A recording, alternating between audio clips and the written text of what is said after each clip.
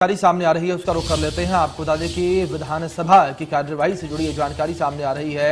विधानसभा सत्र का नोटिफिकेशन जारी किया गया है। ये जानकारी आपको बता दें छत्तीसगढ़ विधानसभा का नोटिफिकेशन जारी किया गया है। 1 और 2 दिसंबर को विधानसभा का विशेष सत्र होगा। सत्र में कुल 2 बैठकें आयोजित की जाएंगी। ये जानकारी आप तक पहुंचा रहे हैं, जो बड़ी जानकारी सामने आ रही है। छत्तीसगढ़ विधानसभा सत्र का नोटिफिकेशन जारी हुआ है। ये अपडेट आपको दे दें, 1 और 2 दिसंबर को विधानसभा का विशेष सत्र जो है बुलाया गया है और आपको बता दें कि सत्र में 2 बैठकें आयोजित की गई हैं। ये जानकारी आप तक पहुंचा रही हैं जो सामने आ रही है। विधानसभा सत्र से जुड़ी अपडेट है और नोटिफिकेशन जारी किया गया है। इस बीच दीपक विश्वकर्मा ब्यूरो चीफ हमारे साथ जुड़ गए हैं, उनका रुख कर लेते हैं। दीपक, सबसे पहले नोटिफिकेशन को लेकर जानकारी आपसे लूंगा। नोटिफिकेशन में क्या कुछ जिक्र किया गया है छत्तीसगढ़ विधानसभा सत्र को लेकर? देखिए, चूंकि ये विशेष सत्र है तो जल्दी पूरा प्रोसीडिंग की गई है। अब दिसंबर की 1 और 2 तारीख को 2 दिवसीय सत्र रहेगा। हालांकि विपक्ष कह रहा था कि 10 दिन का कम से कम सत्र बुलाया जाए, लेकिन 2 दिवसीय सत्र है और ये मान के चला जाए ये सत्र देर रात तक चलने वाला है, क्योंकि 2 दिवसीय बुलाया गया है।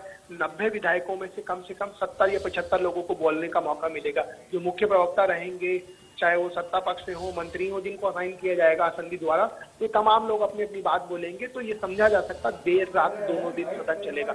सबसे महत्वपूर्ण बात ये है, इस सदन के इस चलने के दौरान तमाम बार हंगामा भी हो सकता है, क्योंकि आरक्षण एक ऐसा मुद्दा है जिसको लेकर इंडिया न्यूज लगातार खबरें दिखा रहा है। कभी भारतीय जनता पार्टी प्रदर्शन कर रही है, कभी आदिवासी समाज प्रदर्शन कर रहा है, कभी राज्यपाल अनुसुईया उइके मुख्यमंत्री को पत्र लिख देती है, फिर उसके बाद मुख्यमंत्री को जवाब देना पड़ता है कि निश्चिंत रहिए, सबको सबका हक मिलेगा। तो ये जो पूरी कवायद है ये पूरी कवायद एक रिंग के अंदर घूम रही है और रिंग के अंदर तमाम लोग एक दूसरे के ऊपर बॉल फेंक के चले जा रहे हैं कि एक बीजेपी कहती है कि कांग्रेस ने अपना पक्ष नहीं रखा तब ये नौबत आई, कांग्रेस कहती है उसी समय अध्यादेश लाते तो ये नौबत नहीं आती, आदिवासी समाज अलग नाराजगी जता रहा है कि सरकार बात नहीं सुन रही है, आदिवासियों का जो दूसरा पक्ष है वो कह रहा है बीजेपी अंधेरे में रख रही है। तो ये पूरी कवायद है। अब इस बीच सत्र तो बुला लिया गया है। अब इस सत्र में यही होगा कि जो तीनों राज्यों की कर्नाटक, तमिलनाडु और महाराष्ट्र, इन तीनों राज्यों का सर्वे 3 IAS 5 लोगों की कमेटी में कर रहे हैं। वहां की रिपोर्ट लाएंगे, मुख्यमंत्री सचिवालय को देंगे।